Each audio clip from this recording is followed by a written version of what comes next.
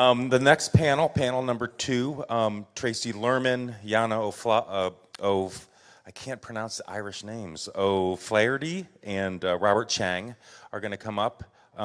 Tracy is GrowNYC's Assistant Director for Regional Agriculture. Għanja is the Managing Director of ARC, the Animal Agriculture Reform Collaborative, of which Missouri Rural Crisis Center is a proud member. And Robert Chang is the Director of Policy and the Co-Director of NEFOC Land Trust. What is that? NEFA. What does NEFA stand for? It's the New England Farmers of Color. Thank you very much. I appreciate that. Northeast. Robert, I appreciate you.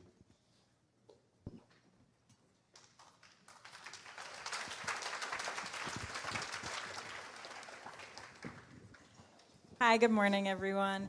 My name is Tracy Lerman, and I am GrowNYC's Assistant Director for Regional Agriculture.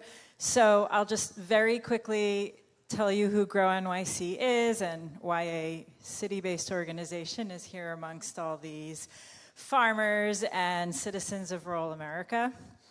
GrowNYC is a 54-year-old environmental and food justice organization working to make the New York City greener and more sustainable and provide opportunities for New Yorkers to access fresh food and make environmental choices while also preserving farmland and our regional agricultural economy. At GrowNYC has between 45 and 55 farmers markets around New York City. We run the largest open-air farmers market network in the country, including the largest individual farmers market in the country, our Union Square Market.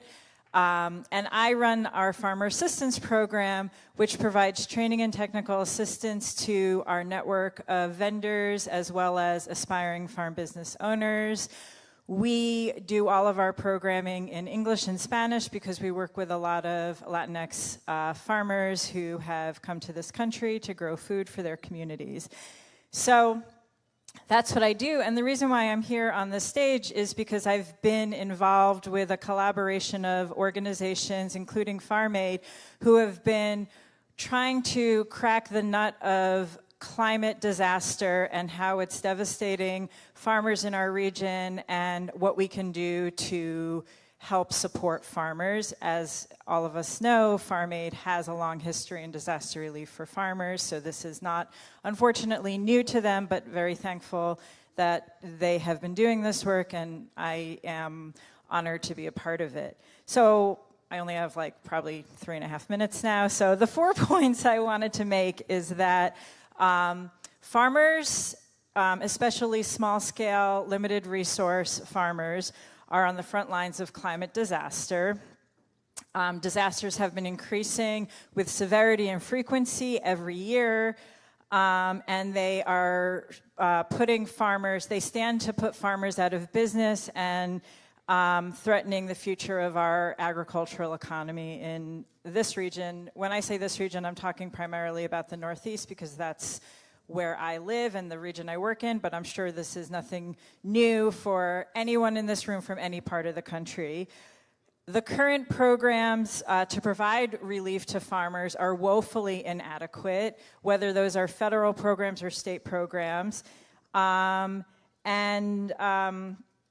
If we want to continue to see farmers on the landscape and have vital rural economies and local food and have farming as a livelihood for future generations, we need to fundamentally reset how we view agriculture in this country. We can't put farmers in the same category as widget makers. Farming is a vital, critical institution in our society, and we need to treat it that way. We bail out airlines, we bail out auto companies, and we need to give farmers at a minimum the same basic consideration. So one of the reasons why I came to, I live in America in 2024, so of course I care about climate change. Can't be said for everyone, but could be said for me. And last summer, I was constantly put in this position because we had numerous incidences of weather that were impacting farmers in our network, particularly in the Black Dirt region of New York, which is a very fertile river bottom soil in Orange County, a few counties south of here. Not that important for the purposes of my conversation, but we had farmers who had numerous instances of disastrous weather. In one case, there was 8 inches of rain causing basically total crop failure for our farmers. At the same time, earlier that year, there were 2 significant freezes that devastated a number of our apple growers. We had apple growers that lost 70, not just apple growers, tree fruit growers across the board that lost 70 to 90% of their crop. And as a farmer service provider who is working this cushy job in an office, air conditioning in the summer with benefits, I felt like I had nothing to offer farmers. We would call them, find out how they're doing, and be like, okay, well, if the county designates this as a disaster, maybe you'll see a relief program 14 months from now. Those farmers could be out of business by then. And in the meantime, what I had been hearing from well-intentioned FSA agents who I have great relationships I work with, they're really dedicated to their farmers, is that crop insurance would be the thing that would help those farmers recoup their losses more quickly. I have farmers that, in order for them to have crop insurance, they would have to enroll 25 different crops and then submit the paperwork and the documentation proving damage in the middle of August. Or they could try and recoup their losses by doing another series of plantings for a different crop in another field and hope for the best. Obviously, they're going to choose the latter. And moreover, we work with a lot of farmers. Like I said, we provide our programming in English and Spanish. A lot of the farmers we work with don't have the legal status to go in and ask for a government program because they're not available if you're not a legal resident or citizen of this country. So I probably have 30 seconds left. So I don't have the solutions.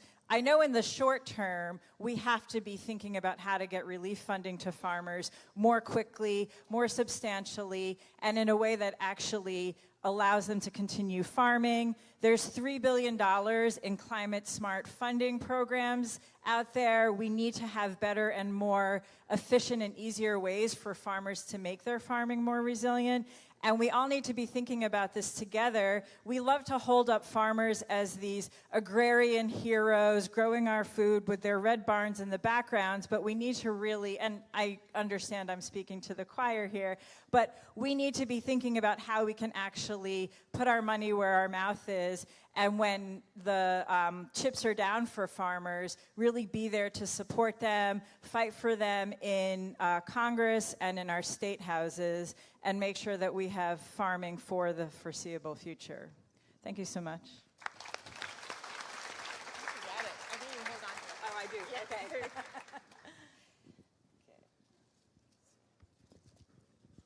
Just have some notes to keep me on track-ish, sort of, maybe. Hi, I'm Għanja O'Flaherty. Għanja O'Flaherty. Not Yanya, not anything else. Għanja O'Flaherty. It's good. I know, it's got a GH, but it's Maltese. You know, English has a word in it that ends with a GH and sounds like an F. What's enough? It's strange. So we just deal with it, right? Okay. I've been asked to talk about, fall solutions, particularly factory farm gas. It's a topic of concern for the collaborative that I steward, I guess you could say. Animal Agriculture Reform Collaborative, which is a grouping of organizations coming at the massive issue of CAFOs, factory farming from a multi-pronged approach. We've got public health folks, lawyers, farmer advocates, the works, really trying to attack the issue from all sides.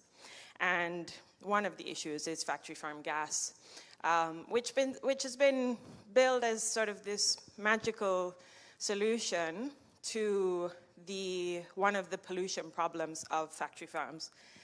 Problem is that it's not really taking care of pollution. It's really just kind of generating more profit for a massively consolidated industry that's, just doing well already. The proponents of factory farm gas, like to point towards wastewater treatment plants. Like, we've got those work really well. I've got a little bit of an engineering background. I love anaerobic digesters in the context of wastewater treatment plants. Because you know what? Our waste is unavoidable. We're gonna do what we're gonna do on a daily basis. The population of farmed animals in factory farms doesn't need to be that many. They also doesn't need to be treated via adding water, which generates the methane, right? It is poor waste treatment practices that is generating this problem, and rather than actually choosing a better treatment process, just putting a Band-Aid on a really, really ugly situation. One of the things that is part of this system is, what the industry likes to call lagoons, really the cesspits, that releases the methane. The thing about it is that biogas processes, at the end of them, you're still going to wind up with this thing called digestate that they're going to put in a different tank to release methane. And when it's finally dried out, it's going to be land applied.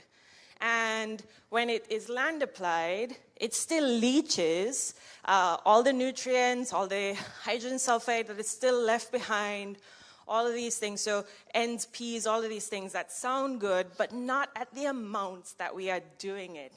Nature does have a buffering system. We just abuse it all the time. And this is just another way of doing so. What we don't want to do is continue to let them exasperate a problem. This is this land application of waste to this proportion has led to groundwater contamination in communities that for generations have been able to get their water from wells and don't have the money to dig a well 200 feet deeper. We're dealing, particularly in North Carolina where I live, you've got rain events and hurricane events that mean that it's not staying where it's been applied, it's headed to water. It's headed to waterways, so you've got waterborne illnesses that people are still dealing with, and frankly, municipal treatment needs to ramp up because it's not used to dealing with nutrients. In the United States, you've got like primary, secondary, and tertiary. Tertiary is that cool stuff. We actually you're not mandated to go there. So municipal systems that get to potable water have to upgrade their systems to meet this. That's taxpayer dollars that are just making corporations more profitable. That's just what it is. So it's another one of those false solutions. And frankly, the big thing about it, the really galling thing is that it's not just the after effects. It's the beginning where millions of dollars of taxpayer money is going into building the plants that can take you from biogas to biomethane, because those two things are not the same. Biogas involves, it has a lot more carbon dioxide, hydrogen sulfide, all of these things that need to be scrubbed from it to actually make it usable. So again, you're still emitting, you're still producing pollutants, and in fact, if you pump that into the infrastructure that's there or build new pipelines, you're making really leaky pipes because it's just corrosive. So ultimately, it's just another way of getting more profits. You're looking at, instead of treating a byproduct, you're creating a brand new product that is further entrenching an industry that, again, doing well, don't need any help from us. And what could this room do with $50 million of climate smart funds? What could this room do to turn the tide on actually feeding people and making a healthy country and a better food system for all. I think that's what we really need to kind of keep in mind. It's not solving any problems, it's really just exacerbating health problems, environmental problems, and not reducing any sort of pollution. It's just putting a nice green wash over it. And that's all for me for now.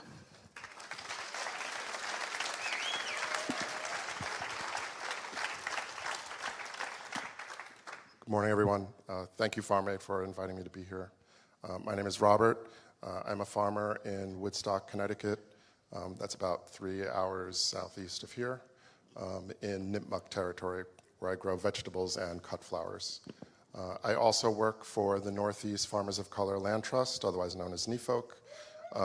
We're an organization that works to promote BIPOC farmer ownership and land ownership in the Northeast. I wish my colleague Larissa Jacobson could be here on the panel instead of me, because she's really great about talking about climate justice issues. So forgive me for being here in her place. I work in policy for NEFOC, and primarily at the state level, where some of the issues that I work on are heirs property, land access issues, and recently working on climate disaster relief and resiliency in the state. In Connecticut and really in most of the Northeast, we thought with climate change we would just get a little bit warmer, which from my perspective wouldn't be so bad. We thought we'd be okay, but we're not okay. We're not okay.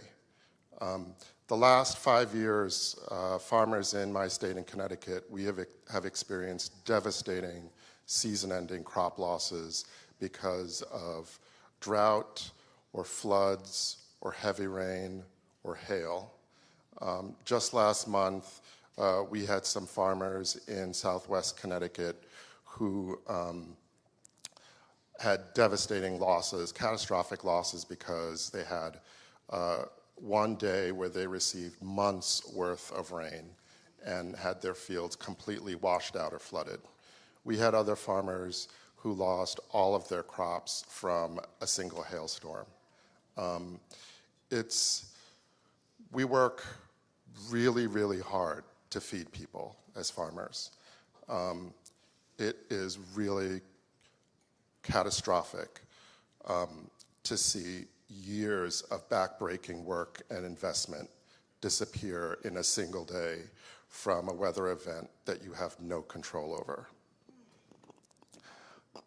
As Tracy mentioned earlier, there are federal programs that can help farmers with crop insurance. For those of us like myself who grow specialty crops like vegetables as opposed to commodity crops or orchards or tree fruit, the federal crop insurance programs are particularly not helpful. Really, those programs are designed not at all to make you whole. They're really designed to just help you keep the lights on long enough for you to go and apply for a USDA FSA loan. And as my colleague farmer, who was in a recent listening session talking about her losses due to flooding, said, being offered more loans from USDA is insulting. Some of us are already leveraged to the max. We don't need more loans. What we see at the federal level obviously is dependent on the Farm Bill. And yes, there is some movement to improve crop insurance programs for farmers at the Farm Bill. But I also want to talk about work that can be done at the state level, because I don't think there is very much happening at the state level, and more could and should be done there. My neighbors in Massachusetts were fortunate enough. Last year, they were able to create a disaster relief fund with the help of United Way that pulled together some philanthropy. And this year, they were able to get an additional $14 million, I think, from the legislature in disaster relief, not just for farmers, but still available for farmers who've who've experienced losses. In Connecticut, we simply weren't able to marshal the same resources at all, so our farmers got nothing. And as you can imagine, people are not just sad, but really angry and frustrated at the lack of movement. When we talk to our governor, when we talk to the folks in our state legislature, people assume that as a farmer, you must have crop insurance, and that crop insurance programs must work like auto insurance or home insurance. You pay a deductible, and then you get a whole bunch of money that maybe doesn't make you quite whole, but gets you a big way there. Crop insurance does not work that way. And our state and local leaders really need to understand that it is not the same. Again, as farmers, we work really hard, and we bear almost all of the risk when it comes to feeding people. So for those of us in the room who are farmers, I just want to encourage you, when you have losses, I know a lot of us don't want to be up front being the crybaby farmer, but I think it's important that we not only notify the feds at USDA and FSA about our losses, but we also let our state departments of ag, our local leaders and governors know that we have losses. They need to understand what we go through. And the last thing I'll say is, certainly in Connecticut, our local state government is under tremendous pressure from farmers to do something after year after year after year of losses. Unfortunately, state governments are really reluctant to raise revenue for new programs, and creating a disaster relief program will likely cannibalize funding from other state agricultural programs. And as someone who was recently a New Beginning farmer and who advocates on behalf of New Beginning farmers, the state agricultural programs that tend to support New Beginning farmers usually are the programs that will suffer for disaster relief. So I do want to ask that in our advocacy, we not neglect all of the other programs that the state is doing to try to create disaster relief. What I'd like to say is we don't want to rob the future to pay for the past.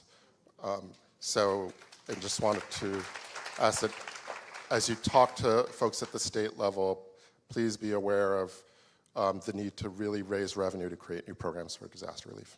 Thank you.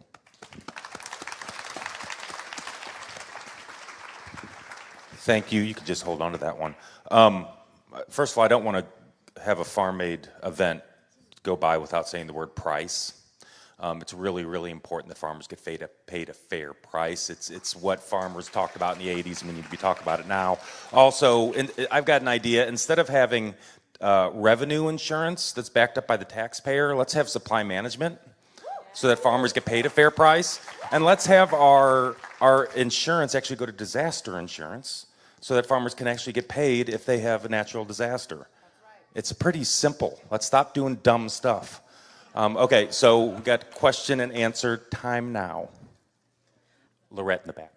I just want to take a really quick second to big up my Chinese Jamaican brethren. Like, how random is it to have two Chinese Jamaican people like on a panel? That's dope. Yes, questions. And also want to encourage folks that you might just have a comment to share. We want to invite those as well as questions. Yeah, my name is Lorette Pachano with the Rural Coalition. I'm sitting here with Mr. Rhodes, who's one of our farmers down in South Carolina.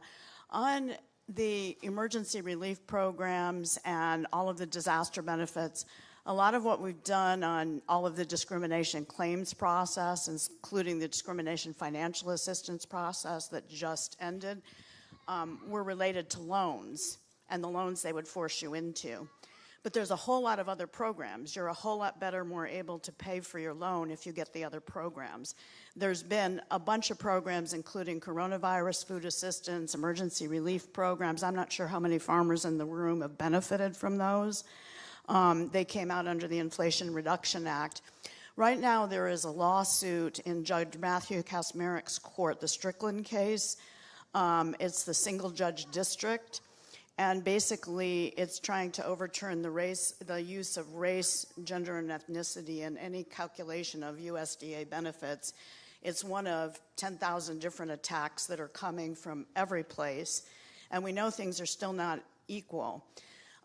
We're right now working on farmer declarations, if anybody's interested in doing those with Southern Poverty Law Center. But one of the differences we found is a lot of the farmers we deal with, they were told, oh, the South African boer goats you produce in South Alabama aren't eligible. Well, actually they are. We have to go back and tell them.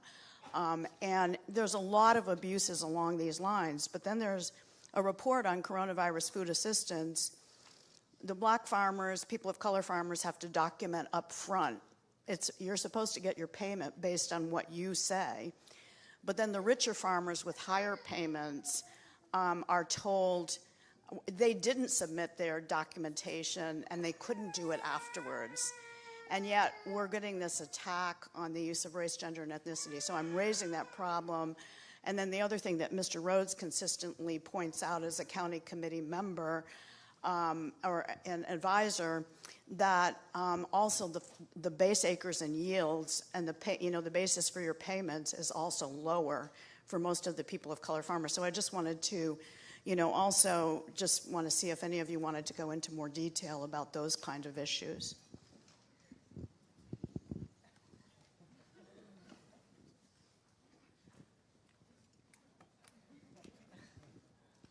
So in the Northeast, a lot of our farmers of color are, new beginning, under 10 years, for the most part, and are farming small acreage. So payments based on acreage doesn't go very far, especially if you might have, say, a 1 to 3 acre field and you're growing 24 different vegetable crops, all in that same space. I think for those of us who are small diversified growers, we rely on that crop diversification to sort of mitigate the risk of a crop loss, right? If I have a loss tomorrow in a field, I can go out and plant some radishes and spinach and still get a crop and some revenue off of it.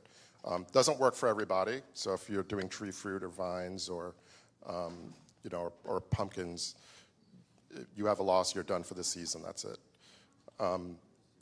So I think there has to be, at least for those of us in the Northeast growing at the scale that we're growing at, the programs need to be fundamentally changed so that it's not based on a per acre payment plan.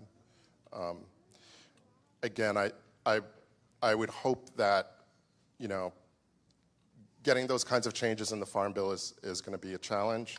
I am hopeful that states can come in and apply that sort of local knowledge to create something that's more sensible and that can supplement federal payments. Sorry, I did actually pen something in. Okay, sorry, not a farmer, not remotely, but it just occurred to me after a conversation with some of my legal friends, Jessica from FarmStand yesterday, that USDA issued a very comprehensive brief about their systematic,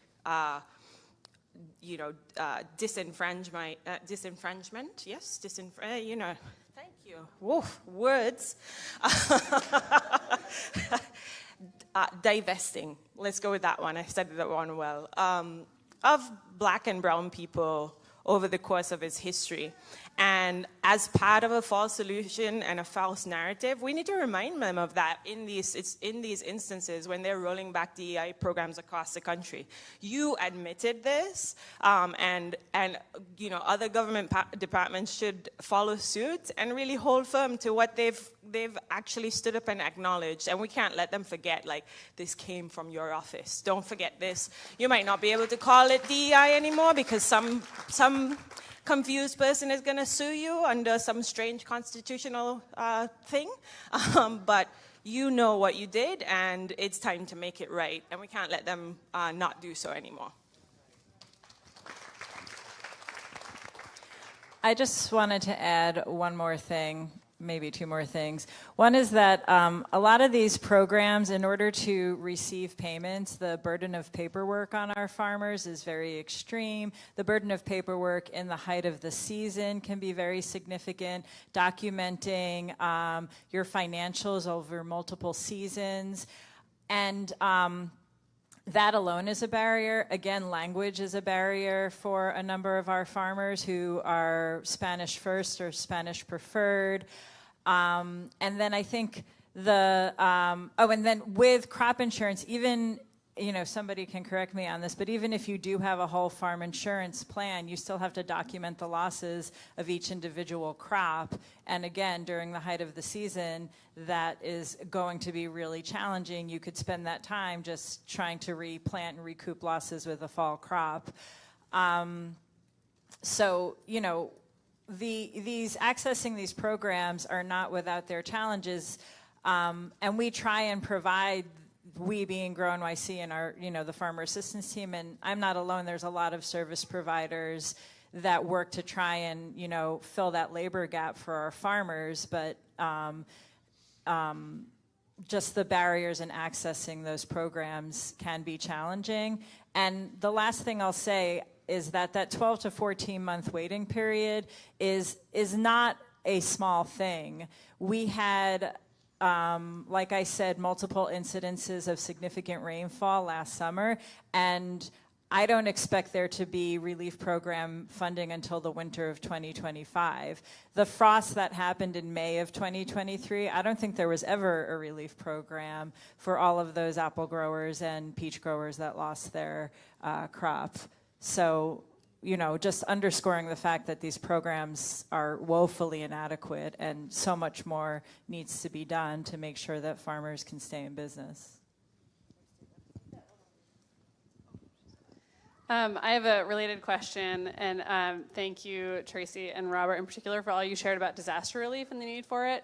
I'm from the state of Vermont, where we have also been, until recently, relatively insulated from the worst impacts of climate change. And as we're seeing more of those effects, I really just want to agree with what you shared about the need for responsive, readily accessible disaster relief at the state and federal level. And I think Tim touched on this.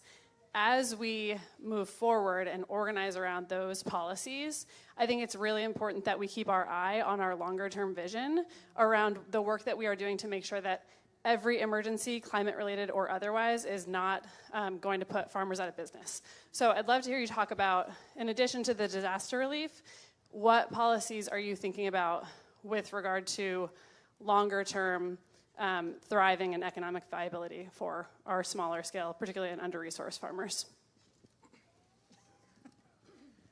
Well, I don't work on policy anymore, so I think of it more as narrative change. And like I said in my my original comments, we need to fundamentally rethink the way we view farming and agriculture. We subject our farmers to the whims of the free market, the global free market, and expect them to be able to figure it out when the chips are down. And I'm using these turns of phrase, but farmers grow a basic human necessity. And not only that, they are the cornerstone of rural economies and rural culture and livelihoods. And so to just assume that they're going to be able to, any small business can't really survive in the current late stage capitalism that we find ourselves in, but especially farmers, because when you're a farmer, again, preaching to the choir, you have to grow food, you have to market food, you have to be a tractor repairman, you have to understand like regulations at multiple levels and with multiple areas of law. And there's a lot for farmers to really understand and take on, and then to just expect that they're going to survive a system that doesn't really care about small-scale businesses, despite the way we talk about it, is just foolishness. So I think thinking about farmers as a cultural institution, the way we ostensibly think about schools and hospitals and other basic services that we all rely on for a functioning, healthy society, I think would be a start. Tim mentioned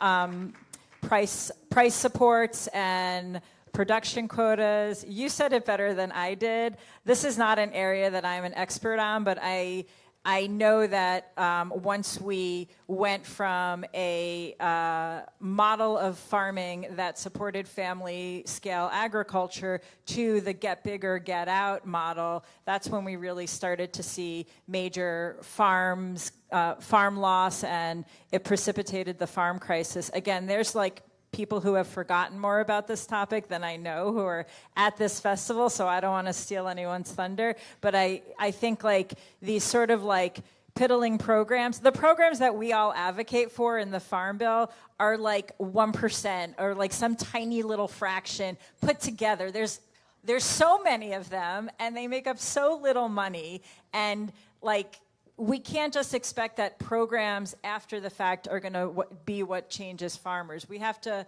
really just pay farmers what they deserve and ensure that people have access to a health and safe food supply. Thanks, Tracy. So, yeah, wouldn't it be great if farmers could be paid a decent wage for feeding people? It'd be amazing. I think what I'll add in terms of, so ag viability, I think, as all of you know, our profit margins are razor thin. There is not a lot of flexibility there for us to withstand or be resilient to a lot of disruptions that we're experiencing. I think there is one window of opportunity that we still have to be able to do something at the state level. During the pandemic, when we were shut down in Connecticut, people were not thrilled to go to grocery stores and see empty shelves. And I will say that growing season, 2020, was one of the best seasons for me as a farmer, selling direct to consumer, because I had a whole bunch of new customers that I did not have before. Sadly, things have not stayed that way since. But I think our governor and our state representatives heard from consumers about not having access to food during the lockdown. And I think that woke some people up about overall food security and securing our food supply chain in our states. People realized that there could be supply chain disruptions that impact getting food to local residents. And I think that's an opportunity for us to talk to our state governments about what policies and things they can do to rebalance our food chain so that more of our food can come from our local farmers and we are not completely vulnerable to faraway disruptions in food supply.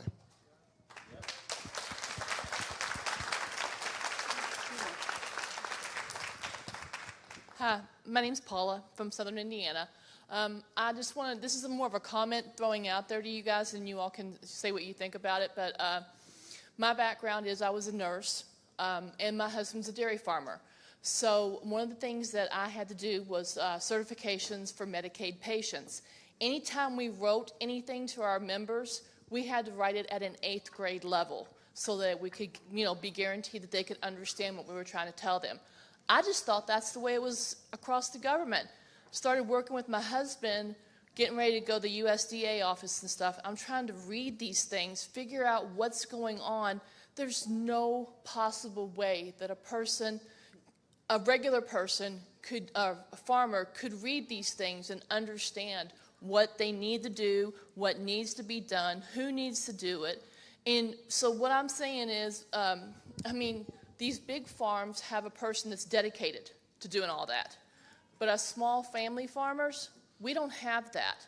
If we already have it established in one organization that stuff has to be written at a certain level, why can't we adopt that into the Farm Bill or something, saying, hey, you have to write this where regular people can actually read it and they don't have to take it to a lawyer or somebody to read it. So with the Farm Bill coming up, I just want the importance of language and what's going on with that.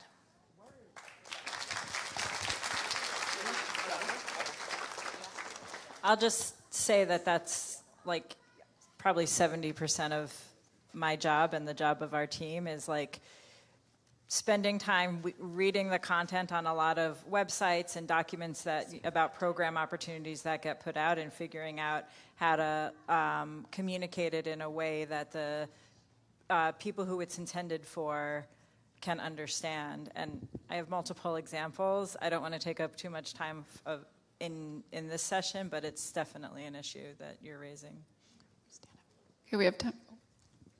Go ahead. I'm sorry, just really quickly, I would add that USDA is a big department with lots of agencies underneath it, and each one of those has a state office, and those state offices have a lot of autonomy and a lot of variation in terms of level of customer service that you can get from your county agent.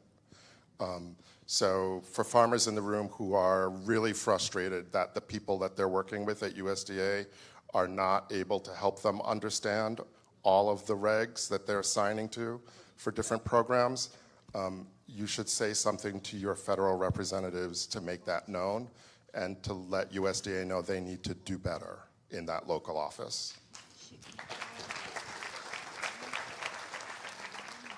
Okay, I'm Jacqueline Feig. I'm with the Federation of Southern Cooperatives Texas office, and she really, the lady who just spoke, just kind of hit on what I was talking about. But there's two things to that. They did reduce the number of pages on the loans so that people could better understand them or get them through. So there should be a policy where they could reduce some of these applications as well, so that the older farmers, because our level, what do you call it? Our average farmer is over 60 years old, producer, what have you, so that they can understand and get through these applications. And I'm just making this comment because if this is a forum for policy, then this is what I think needs to be heard. In addition to all, you mentioned, what is your name? Tracy? You mentioned a lot of small programs that have been advocated for that bring little money. But those small programs, and I'm a recipient of a few of those, should still continually be advocated for so that they become more important for the cost sharing or what have you, so that we can continue. And they should not be as difficult to get, because I work with the FSA offices and the NRCS offices, and I have one out there that's been rolled since 2022, and it's getting ready to roll again just to get fencing. So those are areas that our farmers continue, because I'm out there advocating for the Federation for some of their services. Those are the same things that continue to come over year and year and year. And I know people who have been out there, their application has rolled over 5 or 6 times. Mine is on the 5th time. And that should not be. I understand that you should probably be set on some of those boards, but when you're farming and ranching, and where do you fit it in? So who's out there to advocate for you, so that there should even be a limit? I understand resources, I understand all of that, but maybe the USDA needs to come out into the community more so than sit behind the offices in those desks, so that they will know exactly what's going on. So, but I definitely think that those programs that's out there that are so small need to be continually advocated for, so that they become bigger and more people are aware of them. Because there's a lot of people without farm numbers. There's a lot of people that I'm running out into the communities. They have no farm numbers. They don't even know the process. So that's just my comment. Right. I think what I understood from Tracy was that they're too small. We could have them bigger, and they could support more. So I think y'all are saying the same thing. And one more thing on that line, every time I hear specialty crop about a thing that's on the food pyramid or the plate now, I guess it is, a very core thing that we're all supposed to have daily, 5 servings, called specialty.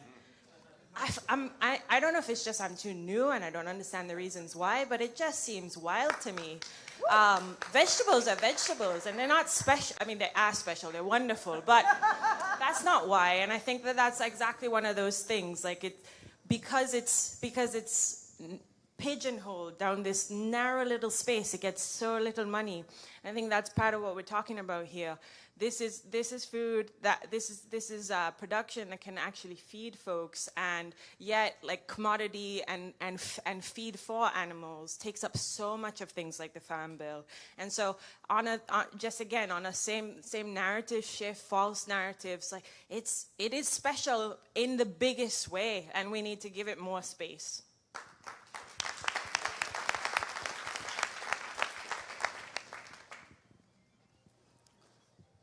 Thank you so much, panelists. That was really great. And with regard to that comment about language and can we do better in aligning things, I don't know if you all have heard about the Justice 40 initiative, but it's actually a whole government approach. Imagine that. All of the agencies of the government thinking about how to make their programs best serve communities, especially those who haven't had access to resources. So that's another way in which we do have these solutions. We can bring Farm Bill conversations to our state level and really drive that point home so that we can make those changes at the local level. But I want to just encourage everyone to give another round of applause for our second panel.